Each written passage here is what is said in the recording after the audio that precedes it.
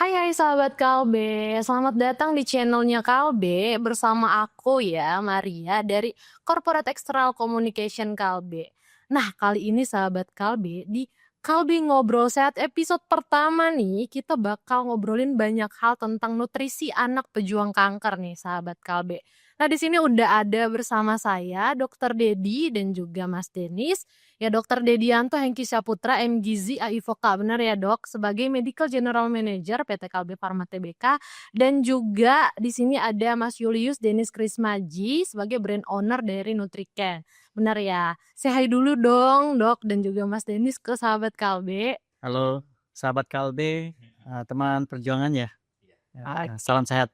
salam sehat. Nah, tanggal 15 Februari tahu nggak sih Mas Denis dan juga Dokter Dedi kalau kita bakal memperingati nih yang namanya Hari Kanker Anak Sedunia gitu ya. Tahu ya Iya, pasti ya. betul. Nah, ternyata masih banyak loh sebenarnya yang, istilahnya takut ya kalau ngomongin soal kanker, kayak udah ke-trigger duluan gitu, padahal sebenarnya awareness-nya itu penting ya, Dokter Dedi dan juga Mas Denis, karena pada akhirnya kalau dari data ya, yang saya lihat di Indonesia dan juga global, ini dari Globoken 2022 nih, Dokter Dedi dan juga Mas Denis. Indonesia mencatat ada lebih dari 408.661 kasus baru kanker dan sebanyak 242.099 kematian nih akibat kanker.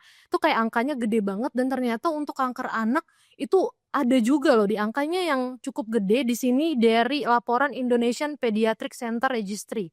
Dia itu ada di tahun 2021-2022 lonjakan jumlah kasus baru kanker anak di angkanya 3.834 kasus nih Dokter Dede dan juga Mas Denis.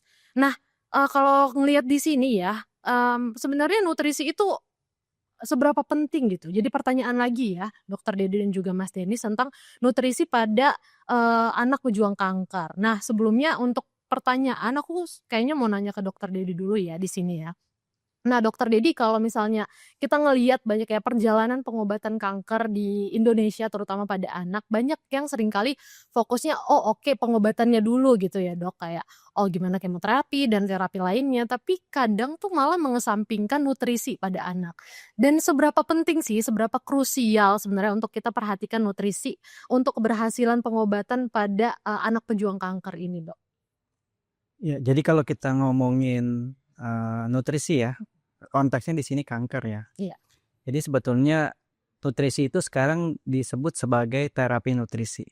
Jadi bukan sekedar memberi makan, tetapi menjadi diharapkan lah ya, karena ini kan sebetulnya masih, berjalan prosesnya ya.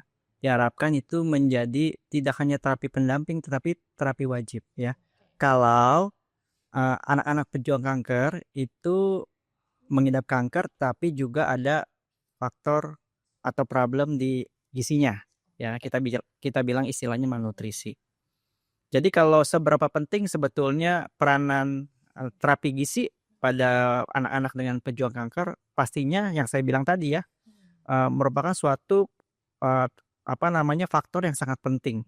Makanya kita bisa bilang di sini kalau terapi gizi adalah, terapi pondasi. Ya, terapi pondasi. Jadi kalau saya ibaratkan ya, kalau kita melakukan suatu terapi kanker, ibaratnya misalnya membangun rumah ya. Ya, jadi kalau nutrisi itu adalah pondasi rumah. Ya, jadi kita tahu ya kalau pondasi rumah itu kan harus bagus, harus kuat, ya, besi-besinya juga harus harus solid sehingga rumah itu menjadi rumah yang nanti tidak hanya ya, tidak hanya bagus di mata tapi juga kuat. Nah, sama nutrisi juga seperti itu. Jadi kalau pondasinya kuat, maka terapi kanker pada anak-anak dengan pejuang kanker itu pastinya akan memberikan dampak yang positif ya. Apa saja, kenapa begitu penting? Nomor satu ya, kalau kita lihat, anak-anak dengan pejuang kanker itu pada saat mendapatkan terapi seringkali kan timbul efek samping Iya, benar. ya. Jadi untuk pulih dari efek samping akibat, terapi yang dijalani misalnya kemo, radioterapi, apapun itu butuh nutrisi, ya supaya dia, tubuhnya itu lebih tahan terhadap efek samping yang mungkin saja timbul, ya. Yang kedua, pada saat anak mendapatkan efek samping dari terapi, ya terapi kanker yang di sini, misalnya timbul sariawan, ya atau terjadinya diare karena adanya perlukaan pada dinding usus. itu kan berarti butuh recovery Oh, ya, butuh pemulihan, sel-selnya butuh pemulihan.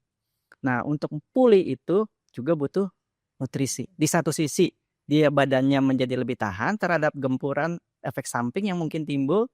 Yang kedua, pada saat efek samping terjadi, badannya itu lebih cepat pulih. Itu yang kedua. Yang ketiga, kalau kita bicara anak, ini berbeda nih dengan dewasa.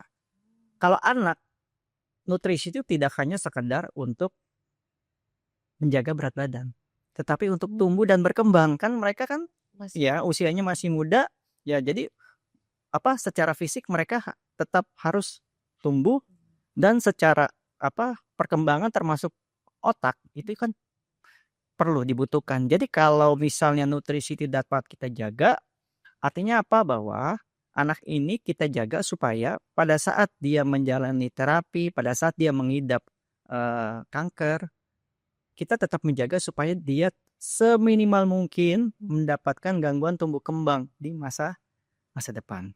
Itu yang ketiga. Yang berikutnya adalah pastinya adalah kita menjaga dengan nutrisi yang baik, kita menjaga kualitas anak ya, kualitas aktivitas harian.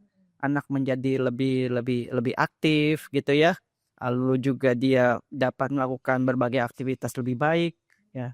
Sehingga saya bilang tadi bahwa saat kita memperhatikan pondasi nutrisi yang bagus, maka sebetulnya itu menjadi eh, faktor yang sangat penting untuk menunjang keberhasilan suatu terapi kanker pada usia dini atau anak-anak yang mengidap kanker. Oke, berarti memang ada perbedaan ya Dok, dari segi ya anak dan dewasa itu memang, untuk nutrisinya juga beda, di mana memang lebih akan kalau pejuang kanker juga apalagi ya, itu Iya, pasti kan ada perbedaan di mana pertumbuhan anak kan akan lebih, kerasa gitu ya kalau untuk betul. nutrisi kita harus lengkapi gitu. Iya, betul sekali. Oke. Nah, kalau tadi ya udah dengar tentang nutrisi ya, di mana nutrisi ini tadi kata dokter Dedi bukan cuma pelengkap aja gitu ya, tapi itu juga sebagai pondasi untuk pertumbuhan dan perkembangan anak, apalagi anak pejuang kanker. Nah, mungkin aku mau switch ke Mas Denis sekarang ya, dokter Dedi. Nah, kayak, tadi udah sempat dibahas juga ya Mas Denis oleh dokter Dedi, tentang pondasi dari nutrisi anak itu ya nutrisinya harus bagus, apalagi untuk pejuang kanker. Dari sisi Kalbin, di mana, Kalbin kan kita tahu banyak banget ini produknya ya Mas Denis, kayak dari sisi healthcare, ada dari produk kesehatan, nutrisi, dan lain sebagainya. Kalau melihat hal ini ya untuk kanker, apalagi untuk anak ya, gimana sih komitmen ini diterjemahkan sama Kalbe ya untuk menjadi dukungan nyata bagi anak pejuang kanker? Kalau dari Mas Denis gimana? Saya setuju dengan apa yang dikatakan Mbak Alga dan juga Dokter Dedi. Jadi dalam pengobatan kanker pada anak, itu seringkali kita masih fokusnya pada pengobatan terapi medisnya, kemoterapi maupun radioterapinya.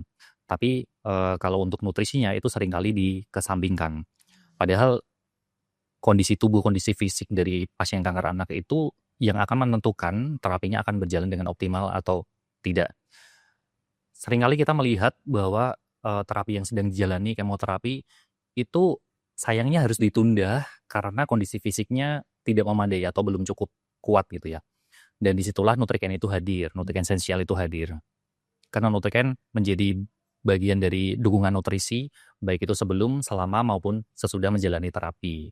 Dan kami pun juga selalu berkomitmen untuk selalu mengedukasi, memberikan pemahaman kepada orang tua pasien kanker anak, kemudian ke komunitas pasien kanker anak di seluruh Indonesia, di rumah singgah, di rumah sakit. Kita memberikan informasi betapa pentingnya pemberian nutrisi sejak awal pengobatan kanker itu sendiri. Harapannya apa? Harapannya anak itu bisa menjalani terapinya dengan baik, dengan optimal, dan yang paling penting adalah sesuai dengan jadwalnya. Itu, dan pada akhirnya kualitas hidupnya pun juga akan menjadi terjaga selama pengobatan. Oke. Iya, berarti sebenarnya ya memang penting ya, apalagi, untuk anak pejuang kanker itu menjalani banyak terapi pastinya ya. Nutrisinya juga kayak kata dokter Dedi juga sebelumnya harus optimal, untuk nutrisinya juga terpenuhi, ya ada efek samping yang dari terapi lain itu mungkin harus dipenuhi dengan nutrisi juga gitu ya. Tadi juga aku sebenarnya agak notice sih Mas Denis untuk beberapa komitmen inisiatif yang dilakukan oleh Nutriken ya. Salah satunya tuh tadi ada edukasi juga ya. Sebenarnya edukasi yang dilakukan oleh Nutriken ini gimana sih ke masyarakat? Apakah ada tantangan-tantangan nih waktu, mengadakan edukasi-edukasi atau, penyuluhan mungkin ya atau, kegiatan-kegiatan inisiatif lain gitu? Oke. Nah, kalau bicara tentang tantangan, tantangan terbesarnya justru ada di awareness atau pemahaman. Yaitu balik lagi, orang tua pasien itu mereka masih fokusnya ke pengobatan kanker itu sendiri, ke obat-obatannya. Tapi nutrisi itu jadi satu sisi yang dikesampingkan. Dan itu yang selalu kita gaungkan untuk bahwa nutrisi itu penting loh. Nutrisi itu harus kita intervensi lebih awal lagi. Karena kalau nanti dari pasien kankernya berat badannya sudah turun, itu kita ngejar untuk menaikkan berat badannya itu kan lebih susah lagi. Itu yang selalu kita gaungkan ya beberapa tahun kemarin sampai hari ini pun juga, khususnya di bulan ini karena ini bulan kesadaran kanker sedunia juga, khususnya untuk pasien kanker anak, kita melakukan edukasi ke banyak rumah sakit, kemudian ke komunitas pasien kanker juga, kita ke bangsal anak, kemudian ke komunitas kanker ya. Iya. Oh iya, berarti sebenarnya banyak ya inisiatif dari Nutriken sendiri ya, dari Kalbenya juga untuk kayak mengedukasi lagi. Sebenarnya salah satunya ini juga ya, gitu sahabat Kalbe. Jadi sebenarnya ini juga jadi salah satu bentuk edukasi untuk masyarakat di luar sana, terutama sahabat Kalbe dan teman perjuangan ya tadi ya. Nah kalau gitu nih, tadi kan juga udah sempat dijelaskan sama Mas Denis ya. Mungkin aku juga berpindah lagi nih ke Dokter Dedi, karena sebenarnya fenomena, tentang kanker anak ini banyak. Salah satunya itu aku sempat baca namanya, aku nggak tahu ya kalau salah ya Dokter Dedi, karena awam nih aku nih, kakeksia kalau nggak salah namanya ya. Itu, istilahnya penyusutan otot pada anak pejuang kanker gitu ya Dokter Dedi.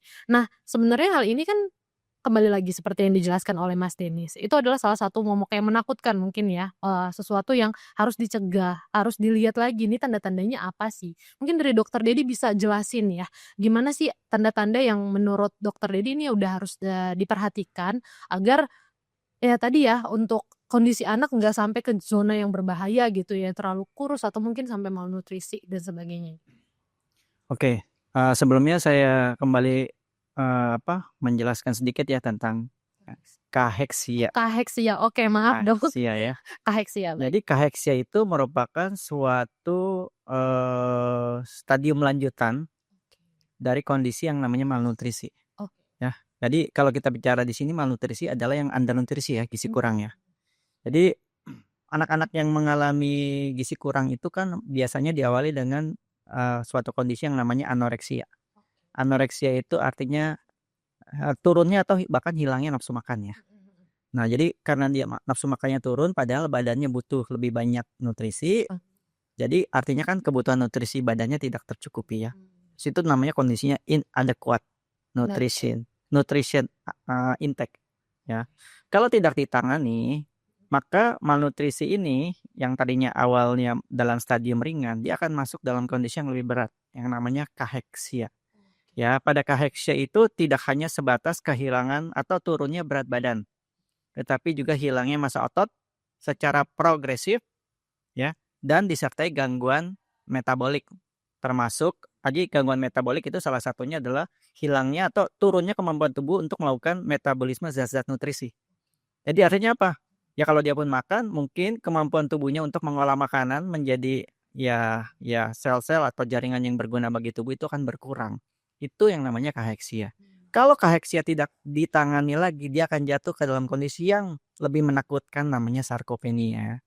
Ya, kalau sarkopenia itu juga selain turunnya berat badan, massa otot juga disertai dengan hilangnya atau penurunan kualitas hidup. Quality of life-nya akan menjadi sangat buruk.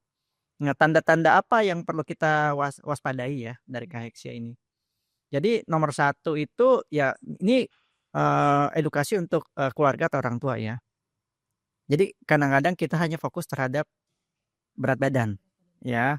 Nah, jadi sebetulnya tanda-tanda awal itu tidak harus kita semata-mata melihat dari berat badannya. Jadi tanda-tanda awal itu kita bisa lihat misalnya dari turunnya nafsu makan, ya. Anak susah makan, malas makan, tidak ada keinginan makan. Jadi asupan nutrisinya, intake nutrisinya itu semakin semakin berkurang. Itu yang pertama. Yang kedua adalah baru kita bisa melihat nih anak ini semakin tidak aktif. Jadi daily activity-nya itu semakin semakin berkurang ya. Misalnya tadinya dia masih bisa berjalan, akhirnya dia hanya duduk saja, yang tadinya duduk saja dia hanya berbaring, yang tadinya ya kan berbaring pun dia semakin anaknya semakin tidak aktif. Nah, itu bisa dilihat. Yang ketiga adalah penurunan nafsu makan yang semakin progresif. Jadi semakin hari dia makannya semakin sedikit, baru akan diikuti dengan ototnya yang semakin Sedikit. mengecil. Ya itu. Jadi ototnya makin lihat makin kecil. Disertai dengan pastinya dengan penurunan berat badan. Dan satu lagi yang menjadi ciri khas dari kaheksia itu adalah disertai dengan kondisi peradangan atau inflamasi yang berkepanjangan. Apa itu yang bisa kita lihat? Salah satunya adalah misalnya anak ini mengalami demam, ya.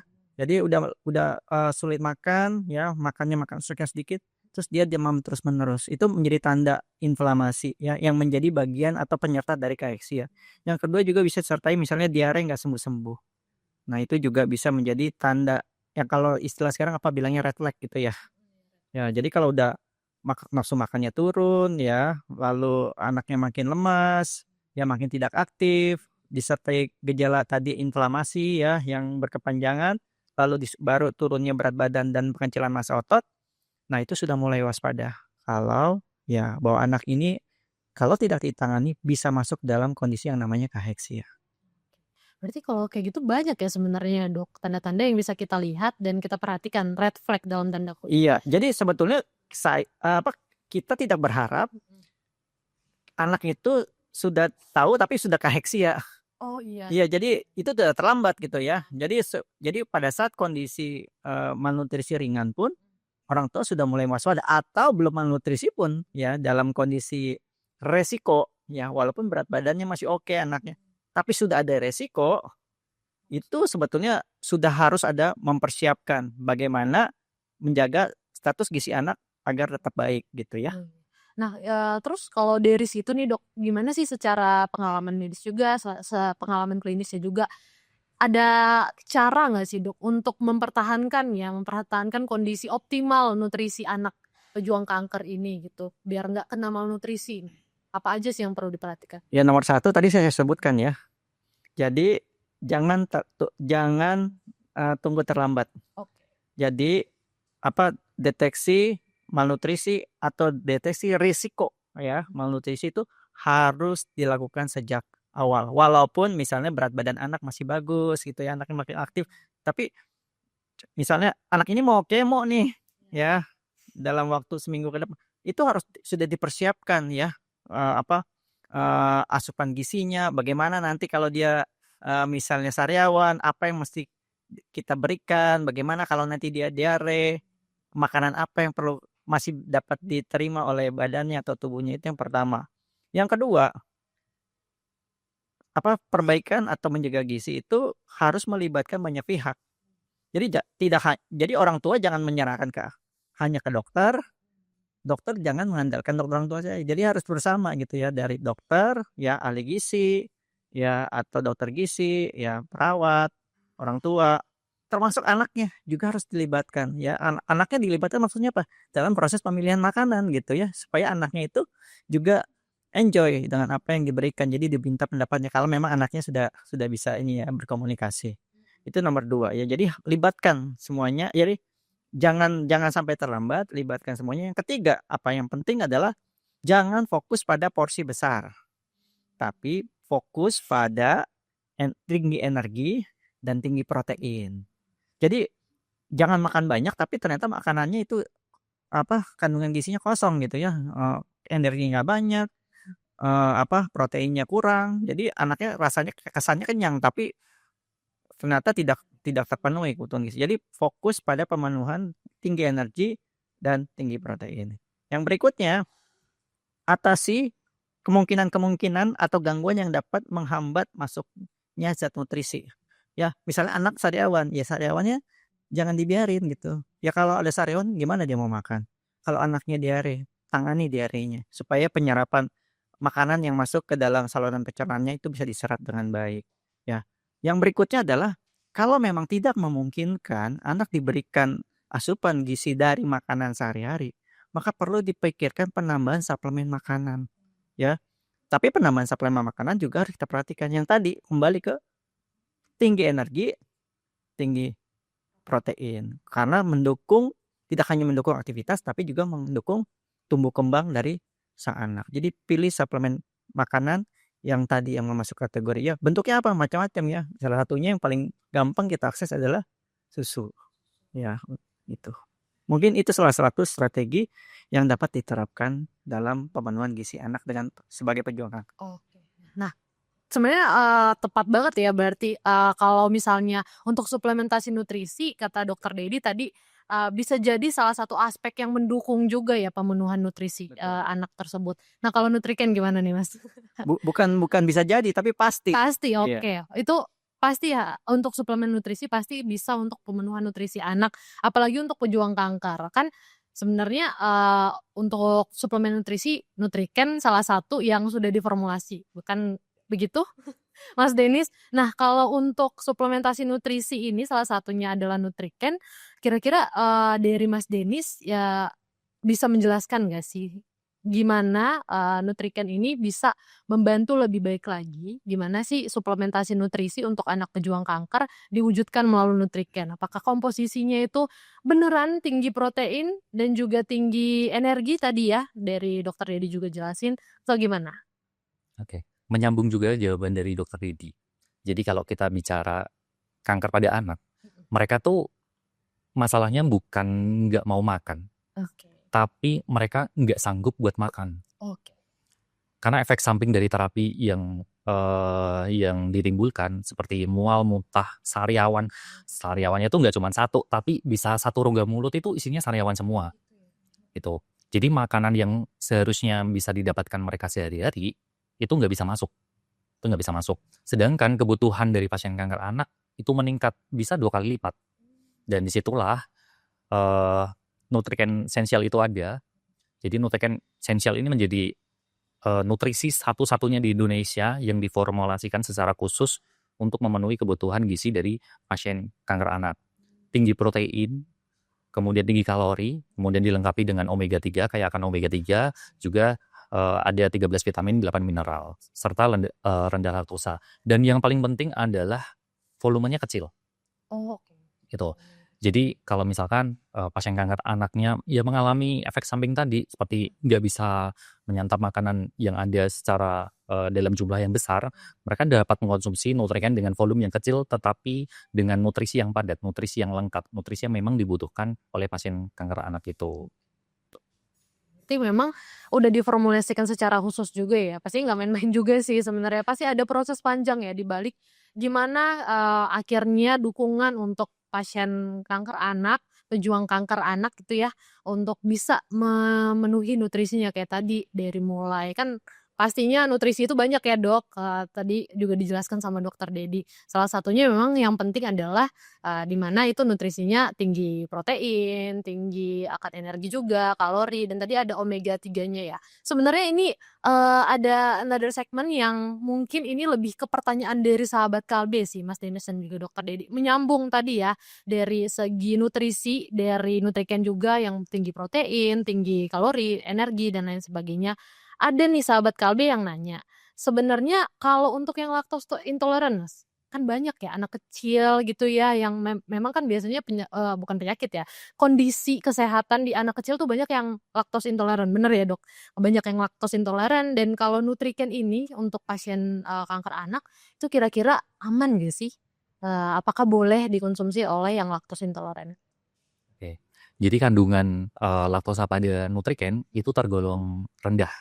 Jadi masih relatif aman jika diberikan untuk pasien kanker anak. Tapi bisa dimulai dengan porsi yang kecil terlebih dahulu. Jadi secara bertahap dari porsi yang kecil itu nanti kita juga bisa melakukan evaluasi apakah ini berpengaruh terhadap diarenya pasien kanker anak itu atau tidak. Tuh. Berarti tetap harus di-observe Monitor. lagi ya, Iya. di-observe, dilihat lagi, dimonitor dari yang dikit dulu mungkin baru nanti naik. Tapi sebenarnya aman ya karena dari porsi laktosnya juga tadi rendah. Rendah. Oke. Nah, pertanyaan selanjutnya sebenarnya dari sahabat Kalbe juga ada nih untuk Dokter Dedi. Nah, sebenarnya ini agak lucu sih Dok. Mungkin bisa diluruskan atau dibenarkan tuh gimana sih sebenarnya? Katanya banyak makan bawang putih bisa ngelawan sel kanker. Boleh nggak sih makan bawang putih banyak-banyak gitu Dok buat anak? Oke. Jadi sebetulnya kalau bawang putih itu kan bagian dari ya makanan yang kita makan sehari-hari ya. Jadi sudah banyak memang yang meneliti tentang manfaat bawang putih ya. Dulu yang sempat juga sudah banyak diketahui adalah manfaatnya terkait dengan penurunan tekanan darah. Ya makanya ada mungkin kalau kita lihat sekarang ada dia bisa dibuat ekstrak ya untuk membantu kontrol tekanan darah atau tensi ya. Terkait dengan kanker juga saat ini sebetulnya masih dalam proses penelitian awal ya. Jadi dikatakan katanya ada satu zat di dalam bawang putih kalau nggak salah namanya alisin ya. Nah, alisin itu punya efek menghambat pertumbuhan sel-sel kanker. Tapi ini sifatnya masih penelitian awal atau penelitian dini ya. Dan masih perlu dibuktikan dalam proses yang panjang, membuktikan studi atau penelitian klinis ya. Artinya apa? Diuji kepada manusia. Nah, terkait dengan apakah betul memiliki efeknya. Jadi sampai saat ini ya statement tadi itu ya masih sifatnya hipotesis mungkin ya. Hipotesis. Ya, jadi masih perlu membutuhkan pembuktian atau uji klinis yang saya rasa waktunya cukup panjang ya. Jadi memang masih dini banget ya penelitiannya, Betul. tapi sudah ada Tapi ya ada potensi yang tadi saya bilang kandungan yang namanya alisin di dalam bawang putih. kandungannya berarti ya Dok Iya. diteliti dan memang masih dini jadi memang mungkin butuh waktu yang panjang untuk bisa dibuktikan. Betul. Tapi ya mau makan bawang putih mah nggak apa-apa, makan aja. Tapi jangan kebanyakan. Mentah-mentah gitu boleh nggak sih? Tetap Bawang buat anak kecil boleh mentah-mentah. ya pasti nggak doyan sih kalau sana. Saya juga nggak doyan kalau makan mentah. Tapi kalau aglio olio doyan sih. Ya tapi maksudnya jangan dipaksa suruh makan bawang putih mentah supaya kankernya sembuh Iya, gitu karena ya. belum terbukti juga. Karena belum terbukti ya nanti anaknya malah tidak nyaman, malah jadinya nggak mau makan. Jadi lebih sulit lagi untuk memenuhi nutrisi yang lain ya Dok. Ya. Nah, oke Dok. Berarti tadi udah dijelaskan juga ya sama dokter. Boleh aja makan bawang putih tapi dilihat, diobserv, diajak lagi anaknya untuk terlibat dalam terapi gizi. Nah, menyambung itu ada pertanyaan lagi dari sahabat KB buat Mas Denny sebenarnya tentang nutrikan esensial ya. Di sini pertanyaannya ada nggak sih bisa dikasih rekomendasi takaran minum nutriken esensial untuk anak pejuang kanker? Atau mungkin bisa ada tambahan racikan puding kah atau makanan-makanan yang bisa diracik itu pakai nutriken esensial. Oke. Jadi nutriken esensial sendiri karena dia tersedia dalam bentuk bubuk.